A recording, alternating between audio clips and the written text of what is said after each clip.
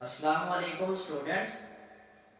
हम class 10 biology homeostasis chapter number 11 को discuss कर रहे हैं, जिसमें हमने स्ट्रक्चर ऑफ किडनी को देखा और आज हम स्ट्रक्चर ऑफ किडनी के अंदर स्ट्रक्चर ऑफ नेफ्रॉन को देखेंगे। स्ट्रक्चर ऑफ नेफ्रॉन जो कि बहुत ही इंपॉर्टेंट लॉन्ग क्वेश्चन है, तो इसको हम यहाँ पे देखते हैं। स्ट्रक्चर ऑफ नेफ्रॉन बेसिकली अगर हम कहें कि नेफ्रॉन है क्या, nephron is the basic structural and functional unit of kidney. Basic structural and functional unit of kidney is called nephron. जिस तरह हमने कहा कि cell is the basic structural and functional unit of life, कि बुनियादी इकाई जो जिंदगी की है वो क्या है, सेल है।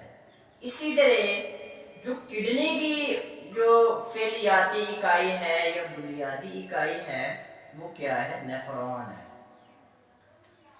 तो नेफ्रॉन के स्ट्रक्चर में दो पार्ट हैं। एक उसका जो है नॉन ट्यूब्यूलर पार्ट है,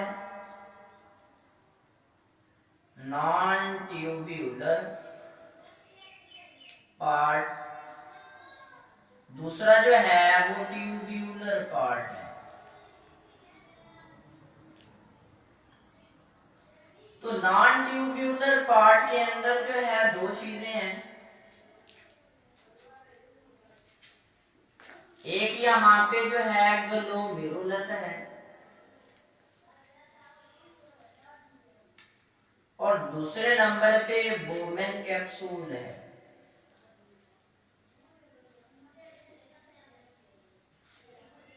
ट्यूब्यूलर पार्ट के अंदर जो है तीन चीजें हैं। फर्स्ट वन है proximal convoluted tubule, second number पे है loop of Henle, third one है डिस्टेंट कन्वोल्यूटेड ट्यूब्यूल।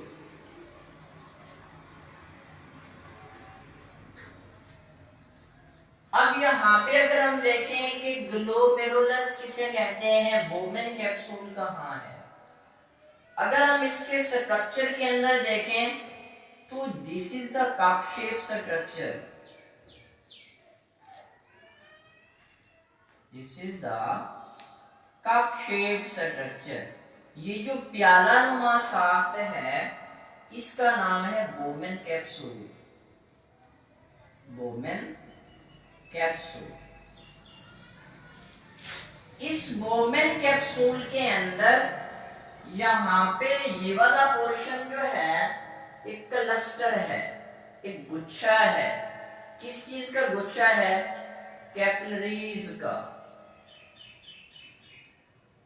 ये जो कैपिलरीज का गुच्छा है इसको हम कहते हैं ग्लोमेरुलस।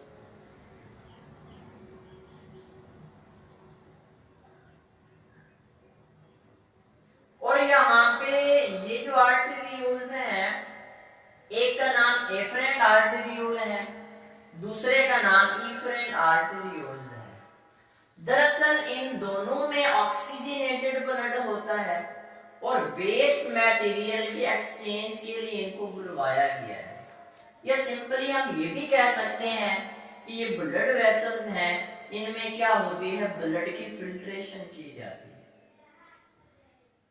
तो नेक्स्ट पार्ट है ट्यूब्यूलर पार्ट। इसके अंदर प्रॉक्सिमल कन्वोल्यूटेड ट्यूब्यूल है, लूप ऑफ हेनले है, डिस्टेंट कन्वोल्यूटेड ट्यूब्यूल है। दरअसल प्रॉक्सिमल किसे कहते हैं, कन्वोल्यूटेड जो है बलदार ट्यूब्यूल नाली को कहते हैं, अब प्रॉक्सिमल और डिस्टल इसको समझिए। जैसे मेरा बाजू यहाँ पे ये वाला हिस्सा जो है ये नजदीक है, जो चीज ओरिजिन के नजदीक हो उसको हम प्रॉक्सिमल का नाम देते हैं। अब यहाँ पे मेरा सपोज जो है यहाँ से लेके यहाँ तक, तो ये वाला जो मेरा पोर्शन है तो ये इसके साथ ये नजदीक वाला है। अगर मैं यहाँ से बात करूं कि मेरा हाथ जो है ये दूर है मुझसे, अब जरी सी बात है, जो चीज जितनी दूर होगी वो डिस्टेंट है, जो चीज जो है अपने ओरिजिन के करीब होगी उसको हम प्रॉक्सिमल का नाम देंगे। तो यहाँ पे भी ऐसा है कि नेफ्रॉन के स्ट्रक्चर के अंदर यहाँ तक हमारा पोर्शन जो है वो क्या है, नॉन ट्यूब्यूलर है, किसी किस्म की ट्यूब नहीं है, ओरिजिन इसका ये है। इसी तरह इसको मैं 1 का नाम दे देता हूँ, और यहाँ से अगला पोर्शन जो है इसके अंदर ट्यूब्यूल है, तो ये ट्यूब्यूलर पोर्शन है।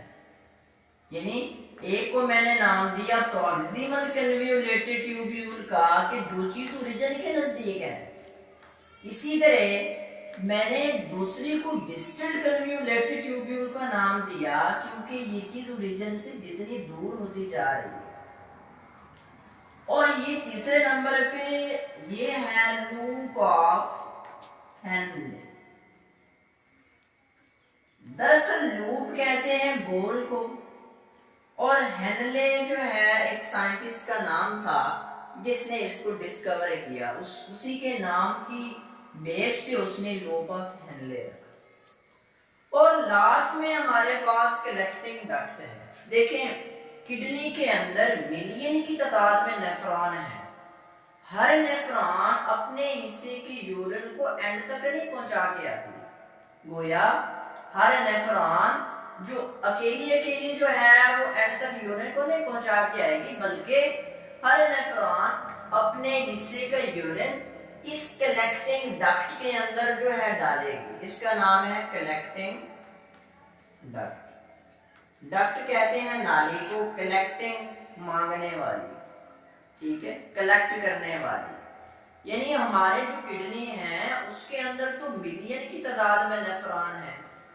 अब जहरी सी बात है, हर नेफ्रॉन अपने हिस्से के यूरिन को अकेली तो नहीं लेके जाएगी, बल्कि हर नेफ्रॉन अपने हिस्से के यूरिन को इसी कलेक्टिंग डक्ट के अंदर डाल देगी, ठीक है। अब ये कलेक्टिंग डक्ट जो है ये मिलके पेपिलरी डक्ट बनाएंगे, पेपिलरी डक्ट। और ये पेपिलरी डक्ट आगे ओपन होती है रीनल पेल्विस में, और रीनल पेल्विस से आगे यूरेटर आती हैं, और इन यूरेटर से आगे जो है यूरिनरी ब्लैडर है, फिर यूरिनरी ब्लैडर के बाद जो है यूरेथ्रा।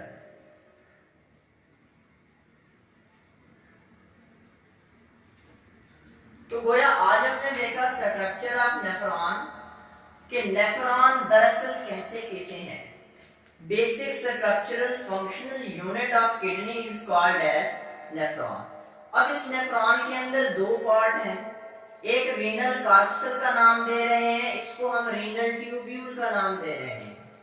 यानी जो नॉन ट्यूब्यूलर पार्ट है इसके फिर 2 पार्ट हैं, एक ग्लोमेरुलस है, दूसरा बोमेन कैप्सूल है।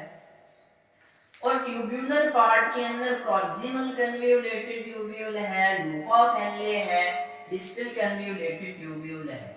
अगर इसके स्ट्रक्चर में देखें तो ऊपर से ये एफरेंट आर्टरीयूल्स आ रही हैं और यहाँ से इफरेंट आर्टरीयूल्स जा रही हैं। गोया यहाँ पे क्या किया जा रहा है कि जो ब्लड वेसल्स हैं ये ब्लड की फिल्ट्रेशन के लिए, और इन दोनों के अंदर ऑक्सीजनेटेड ब्लड होता है और वेस्ट मटेरियल की एक्सचेंज के लिए इनको बुलवाया गया। अब इसी तरह यहाँ पे ये जो कप शेप स्ट्रक्चर आपको नजर आ रहा है, इस कप शेप स्ट्रक्चर का नाम है बोमेन कैप्सूल। इसी बोमेन कैप्सूल के अंदर एक जो टफ्ट है, ये क्लस्टर है कैपिलरीज का, गुच्छा है जिसको हम किस चीज का नाम दे रहे हैं, ग्लोमेरुलस का। इसी तरह ये तो पार्ट था नॉन ट्यूब्यूलर, किसी किस्म की यहाँ पे हमें ट्यूब नजर नहीं है, तभी हमने इसको प्रॉक्सिमल का नाम दिया कि जो चीज इतनी ओरिजिन से नजदीक है और नॉन ट्यूब्यूलर पार्ट है। नेक्स्ट पोर्शन हमारे पास ग्रुप ऑफ इनले का आता है और यहाँ से आगे ये वाला पोर्शन हमारा जो है डिस्टल कन्वोल्यूटेड ट्यूब्यूल है। एट द एंड हमारे पास कलेक्टिंग डक्ट है कि हर नेफ्रॉन से यूरिन को कलेक्ट किया जाता है इसी कलेक्टिंग डक्ट के अंदर। तो जी स्टूडेंट्स, आज का हमारा बहुत ही इंपॉर्टेंट लॉन्ग क्वेश्चन था स्ट्रक्चर ऑफ नेफ्रॉन, और इसमें आपके शॉर्ट क्वेश्चन भी आते हैं जैसे रीनल कार्पसल है, रीनल ट्यूब्यूल है, इसके कौन कौन से पार्ट हैं, या जो है ना आपने ये ड्रा करना है स्ट्रक्चर को, स्ट्रक्चर ऑफ नेफ्रॉन। तो ये स्टूडेंट्स, अगर किसी का कोई क्वेश्चन हो तो वो कमेंट सेक्शन में हमें ज़रूर कमेंट करें। थैंक यू, अल्लाह हाफिज़।